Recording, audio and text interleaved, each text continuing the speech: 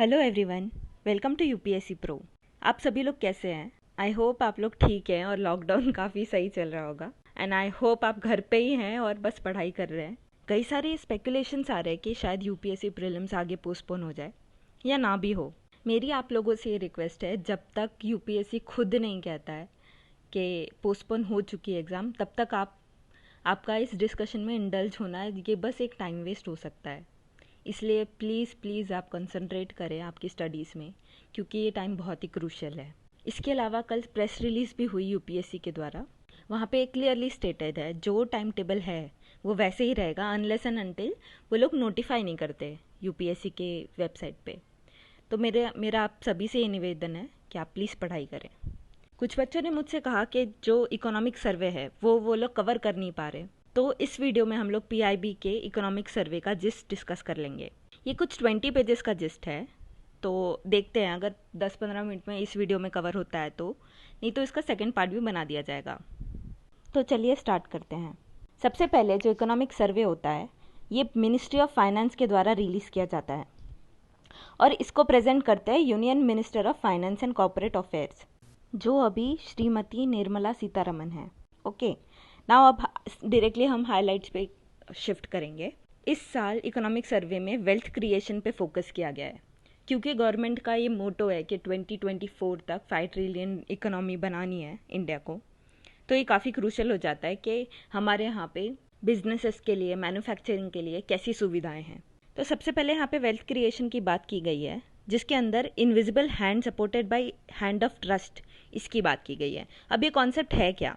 तो इस सर्वे कहता है कि ये बहुत ही एंशिएंट टाइम से हमारी इकोनॉमी का एक पार्ट है, जहाँ पे इनविजिबल हैंड ये ओपननेस को दर्शाता है इकोनॉमिक ट्रांजैक्शन के।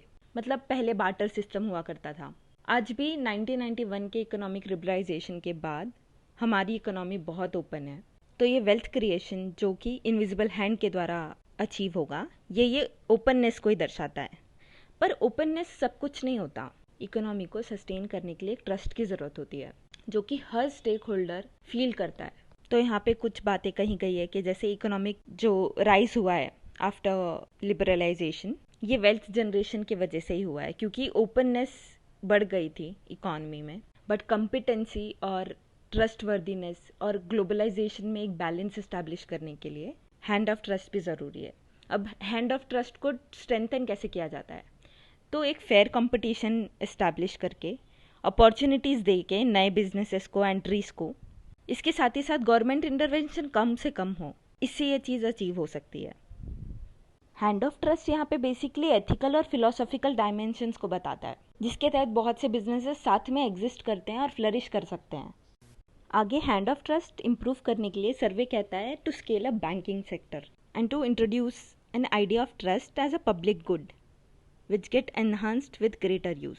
यहाँ पे ये बात की गई है कि जो वेरियस इंस्टीट्यूशंस है जो काम पे लगे हुए हैं, चाहे वो बैंकिंग सेक्टर हो या कंपटीशन कमीशन ऑफ इंडिया हो, या इनके थ्रू जो एक दूसरे पे ट्रस्ट है जो इकोनॉमी को बढ़ावा दे रहा है, ये जैसे जैसे इनके इंट्रैक्शंस बढ़ेंगे ट्रस्ट का यूज़ होगा, ट्रस्ट एनहांस होगा। इसके अलावा सर्वे सजेस्ट करता है that policies must empower the transparency and effective enforcement using data and technology. Government के द्वारा जो सारी स्कीम्स और पॉलिसीज़ बनाई गई है, चाहे वो डिजिटल इंडिया प्लेटफॉर्म हो या चाहे स्किल इंडिया प्लेटफॉर्म हो, इनके थ्रू एक तरीके से इफेक्टिव एनफोर्समेंट किया जाता है और ट्रांसपेरेंसी बढ़ाई जा रही है टेक्नोलॉजी यूज़ करके। इसके बाद सर्वे सजेस्ट करता है दैट एंटरप्रेन्योरशिप और वेल्थ क्रिएशन ये ग्रास रूट लेवल से इंक्रीज होना चाहिए। ऐसा नहीं कि आपने बस ऊपर ऊपर लोगों को पैसा दे दिया, इजीली लोन दे रहे हैं। जो बड़े कॉर्पोरेट्स हैं उनको इजी रेट्स पे लोन दिए जा रहे हैं, क्रॉनी कैपिटलिज्म शुरू है, एनपीएस बढ़ाए जा रहे हैं। वैसा नहीं, छोटे छोटे लेवल पे, डिस्ट्रिक्ट लेवल पे, ब्लॉक लेवल पे लोन देना और छोटे फर्म्स को असिस्टेंस देना, इसकी बात की गई है। यहाँ पे कुछ डाटा दिया हुआ है। जैसे इंडिया ने 3rd रैंक प्राप्त किया वर्ल्ड बैंक के द्वारा न्यू फर्म्स क्रिएट करने के लिए। कुछ डिफरेंट और डाटा देखे तो about 1.24 lakhs new firm were created in 2018 an increase of 80% in 2014। तो ये कुछ डेटा आप कभी भी मेंस में भी यूज़ कर सकते हैं बाद में, और एक एनालिसिस के पॉइंट ऑफ व्यू से भी आपको काफ़ी यूज़ आता है इकोनॉमिक सर्वे।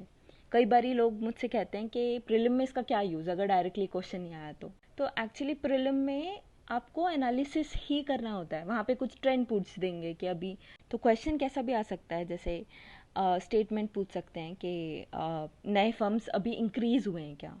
तो आपको ये डेटा पता है तो आप तुरंत उसको राइट स्टेटमेंट करार दोगे, नहीं तो आप सोचते रह जाओगे, मतलब अगर नहीं पता होगा तो। चलिए आगे बढ़ते हैं। New firm creation in services is significantly higher than manufacturing और एग्रीकल्चर।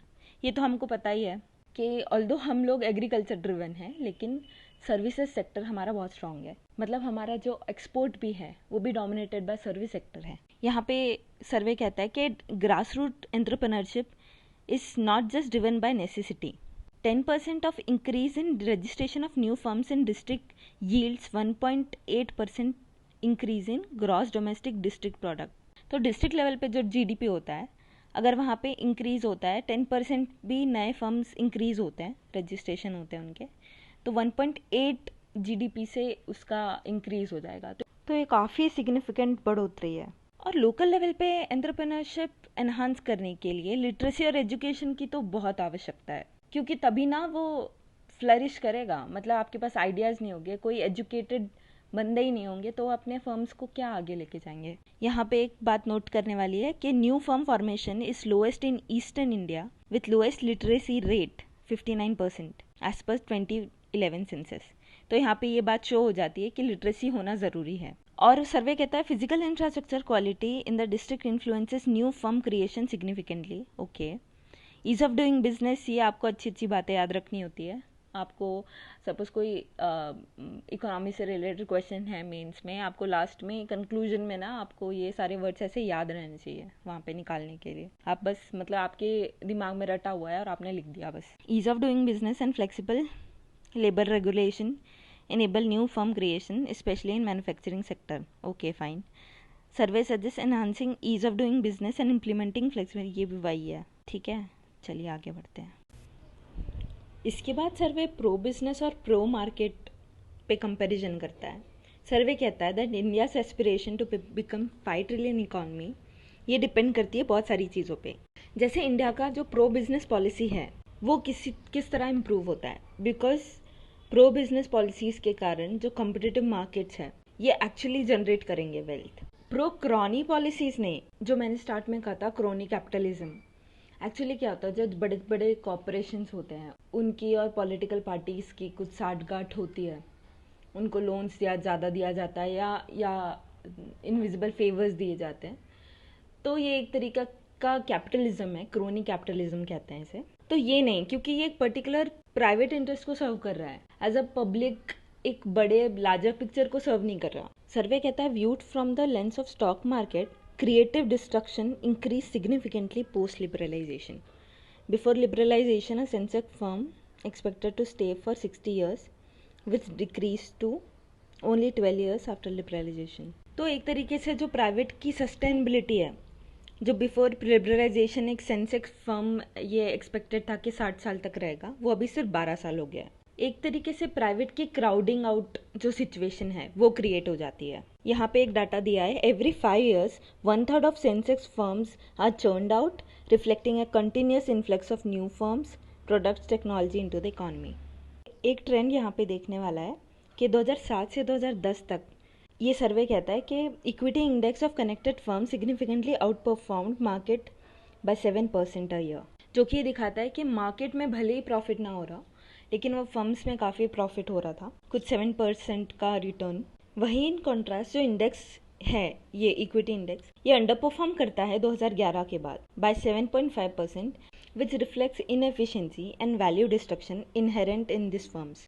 प्रो क्रॉनी पॉलिसीज़ के बारे में बात करूँ तो गवर्नमेंट के पास कुछ डिस्क्रिशनरी पावर्स होती है, उनको यूज़ करके अगर वो जो नेचुरल रिसोर्सेज है इनका एलोकेशन किसी प्राइवेट फर्म्स को करने लगे।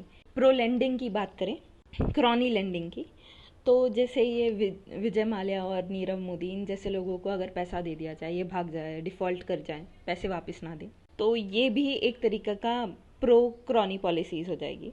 यहाँ पे एक पर्टिकुलर प्राइवेट कंपनीज़ को या प्राइवेट फर्म्स को फोकस में लेके उनका फ़ायदा कर दिया जाता है, नोइंगली अननोइंगली। अब आगे सर्वे अंडरमाइनिंग मार्केट्स, इसके बारे में बात करता है। यहाँ पे ये कहता है कि government interventions when hurts more than it helps. अब ये किस किस केस में हो सकता है देखते हैं।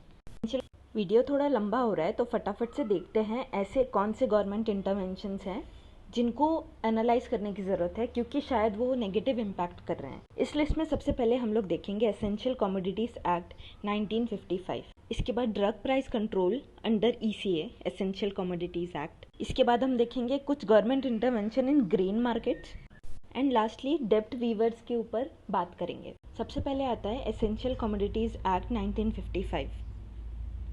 इसके तहत क्या होता है, गवर्नमेंट कुछ प्रोडक्ट्स जिनकी सप्लाई अगर कम हो जाए या जो एसेंशियल हो जाए किसी डिज़ास्टर मैनेजमेंट के, इसमें क्या होता है कि गवर्नमेंट के नज़र में अगर कोई ऐसी कमोडिटी है जिसका लोगों के पास सप्लाई होना ज़रूरी है, तो ऐसे इंस्ट्रक्शंस दिए जाते हैं कि ये कमोडिटीज़ का एक्सपोर्ट ना हो, इनका जो प्रोडक्शन है वो बढ़ते जाए और किसी तरह इनका प्राइस स्टेबलाइज्ड रहे। बट इसके कुछ डिसएडवांटेजेस सामने आए हैं, जैसे कि ये करने के वजह से, ऐसा करने से जो प्राइवेट सेक्टर स्टोरेज इंफ्रास्ट्रक्चर पे इन्वेस्ट करता था वो अब करेगा नहीं, क्योंकि उसको तो पता है कि एंड टाइम पे ये लोग बोलेंगे कि होर्डिंग या स्टोरेज कर नहीं सकते, आपको इस रेट में देना पड़ेगा, गवर्नमेंट बोल देगी, तो उनको तो कुछ फ़ायदेमंद लगेगा नहीं, तो वो लॉन्ग टर्म के लिए सोचेंगे नहीं किसी चीज़ के लिए। इसके साथ ही साथ movement up the agriculture value chain and development of national market for agriculture commodities, तो ये सब में भी काफ़ी दिक्कतें आएंगी, क्योंकि एक नेशनल मार्केट बनाने के लिए एक फ्लेक्सिबल मार्केट पॉलिसी होनी चाहिए। गवर्नमेंट इंटरवेंशन की वजह से वो लोग फ्लेक्सिबली एक्ट नहीं कर पाएंगे। ऐसा देखा गया है कि जो स्टॉक लिमिट्स दाल पे लगाई गई थी 2006 में, उसके बाद शुगर पे भी 2009 में, इसके साथ ही साथ ओनियंस पे लगाई गई थी 2019 में, तो एक्चुअली वोलेटिलिटी बढ़ गई थी, ना कि प्राइस तो स्टेबलाइज हुआ नहीं हुआ तो भूल जाओ, मतलब वो तो हुआ ही नहीं। तो ऐसा मानना है मिनिस्ट्री ऑफ कंज्यूमर अफेयर्स का कि शायद इसको ये उतना रेलेवेंट नहीं बचा है आज के टाइम पे, कुछ बाकी पॉलिसीज ट्राई करने चाहिए हमें। Second is drug price control under ECA। हालांकि ये इनिशिएटिव जो गवर्नमेंट का है ये प्राइस कंट्रोल के लिए है, बट ऐसा देखा गया है that this led to increase of price of regulated pharmaceutical drug vis a vis the unregulated similar drug. मतलब जो सिमिलर ड्रग है उसका प्राइस कम है और ये जो रेगुलेटेड है उसका ज़्यादा हो जाता है। तो रीज़न चाहे जो भी हो, बट आउटकम जो है वो एम से अपोजिट निकल रहा है। The increase in prices is greater for more expensive formulation than cheaper ones and for those sold in hospital rather than retail shops। मतलब जहाँ हम सोच रहे हैं कि हॉस्पिटल में कम रेट में मिलना चाहिए rather than retail, तो ये तो बिल्कुल कुछ उल्टा ही हो रहा है। तो सर्वे कहता है that Ministry of Health and Family Welfare must evolve non-distortionary mechanisms that utilizes government bargaining power in transparent manner। Next हम देखते हैं government intervention in grain market. यहाँ पे सर्वे कहता है policies in food grain market led to emergence of government as the largest procurer and holder of rice and wheat. इसके कारण काफ़ी सारा क्राउडिंग आउट होता है प्राइवेट ट्रेड का इस एरिया से। मार्केट में इनएफिशिएंसीज भी बढ़ जाती है, जिससे एग्रीकल्चर सेक्टर पे ग्रोथ जो लॉन्ग टर्म में हम देखें तो वो डिस्टर्ब हो जाता है। यहाँ पे एक सजेशन है सर्वे के द्वारा that food grain policy needs to be dynamic and allow switching from physical handling and distribution of food grains to cash transfers, food coupons and smart card। Lastly हम देखते हैं डेप्ट वेवर्स के बारे में। एक्चुअली डेप्ट waiver होता क्या है, जैसे जो गरीब है, गरीब किसान या पुअर जिन्होंने लोन ले रखा है, जो डेप्ट ट्रैप में फंस चुके हैं, गवर्नमेंट उनकी भलाई के लिए एक तरीके से उनका लोन माफ़ कर देती है कि आपको अब देने की ज़रूरत नहीं है। ऐसे चाहे वो इलेक्शंस के पहले हो या वोट बैंक पॉलिटिक्स करते हैं पॉलिटिशियंस, तो पर जो भी रीज़न हो, इससे बहुत सारा डिसरप्शन भी हुआ है इकॉनमी में, बहुत सारे तरीके से इफेक्ट करता है। पॉजिटिव इफेक्ट तो ऑब्वियसली ये है कि वो डेब्ट ट्रैप से बाहर निकल जाएगा, पर लॉन्ग टर्म ये सॉल्यूशन तो है नहीं ना। लॉन्ग टर्म तो आपको इंफ्रास्ट्रक्चर पे काम करना चाहिए, आपको एक प्रॉपर इंस्टीट्यूशन मैकेनिज्म बनाना चाहिए कि ऐसा ग्रोथ हो, एग्रीकल्चर ग्रोथ हो या कोई भी सेक्टर में ग्रोथ हो। पर ऐसा करके तो आप एक तो कुछ शॉर्टकट निकाल के बस पतली गली से निकलना चाहते हो। यहाँ पे कहा गया है कि जो फुल वेवर बेनिफिशियरीज है, जैसे जो जिनका पूरा लोन माफ़ कर दिया गया है, उन पे पाया गया है तो कि वो सेव भी कम करते हैं, ऐसा जब जो कि पॉपुलर बिलीफ है कि सेविंग ज़्यादा होगी, कंजम्पशन कंज्यूम ज़्यादा करेंगे, ठीक है, लेकिन ना वो कंज्यूम ज़्यादा कर रहे हैं, ना वो सेव ज़्यादा कर रहे हैं और इन्वेस्ट भी लेस कर रहे हैं। तो ये जो डेप्ट वीवर का इसका कुछ फ़ायदा हो नहीं रहा इकॉनमी में। सेकेंडली जो डेप्ट वेवर्स है ये क्रेडिट कल्चर को एक तरीके से डिस्टर्ब करता है। अब जो जो किसानों ने पहले कर्जा चुका दिया, ठीक है, अब बाद में जाके किसी बाकी सारे जिन्होंने नहीं चुकाया उनका माफ़ हो जाता है।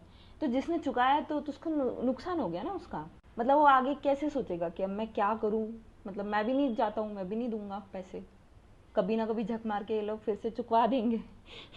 तो इस तरह से क्रेडिट कल्चर भी डिस्टर्ब होता है। They reduce formal credit flow to very same farmers thereby defeating the purpose, ठीक है।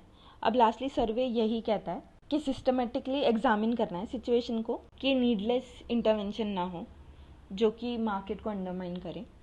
इसके अलावा instead it suggest that intervention that were apt in different economic settings may have lost their relevance in transforming. हाँ, जो हमने पहले जो app सारे पढ़े वो अभी उतने रेलिवेंट बचे नहीं, यही कह रहा है। Eliminating such instances will enable competitive market spurring investment and economic growth. तो वैसे अभी पता नहीं मुझे, बट आई गेस 10-12 मिनट्स का वीडियो हो गया है। इसके बाद के पेजेस हम बाकी वीडियोस में कवर कर लेते हैं, कुछ 1-2 और वीडियोस लगेंगे और ये कवर हो जाएगा सारा इकोनॉमिक सर्वे। हम creating jobs and growth by specialising in network product, यहाँ से नेक्स्ट वीडियो में स्टार्ट करेंगे। इसके बाद तो काफ़ी इंपॉर्टेंट सेक्शन आने वाला है जिसमें एक्चुअली आपको बहुत सारा कंटेंट फैक्ट्स मिलेंगे जिसको रटना होता है।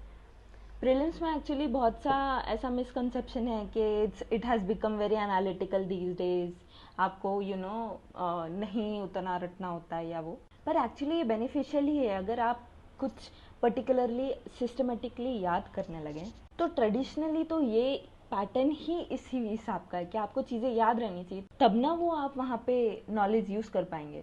जो एलिमिनेशन टेक्निक और ये सब यहाँ पे लोग बड़ा सारा टिप्स एंड ट्रिक्स बताते हैं, एलिमिनेशन भी एक्चुअली एक नॉलेज बेस के बाद बनता है। आप अभी से स्टार्टिंग उठा के पहले उसको समझें, कॉन्सेप्ट एक बार समझ गए उसके बाद में कई सारी याद करने वाली चीज़ें आ जाती हैं, तो आप उठा के रटना शुरू करें उसे, ताकि एलिमिनेशन में आपको बहुत ईजी जाए। एलिमिनेशन ऐसे हवे में नहीं हो जाता है। एंड काइंडली प्लीज़ कोई भी रूमर में ध्यान ना दे, आपका टाइम बहुत ही क्रूशियल है और ये टाइम फिर से नहीं आएगा, इसीलिए काइंडली पढ़ें। इसके अलावा ब्रेड एंड बटर की सीरीज़ के सारे पीडीएफ्स जो कि अब तक मार्च तक रिलीज़ हो चुके हैं, आप उनको भी सब्सक्राइब कर सकते हैं। उसमें एकदम क्रिटिकल और हॉट टॉपिक्स कवर किए गए इस प्रीलिम्स के लिए। आप सब्सक्राइब कर सकते हैं हमारे टेलीग्राम चैनल ज्वाइन करके, लिंक मैं डिस्क्रिप्शन में डाल दूँगी। Thank you so much.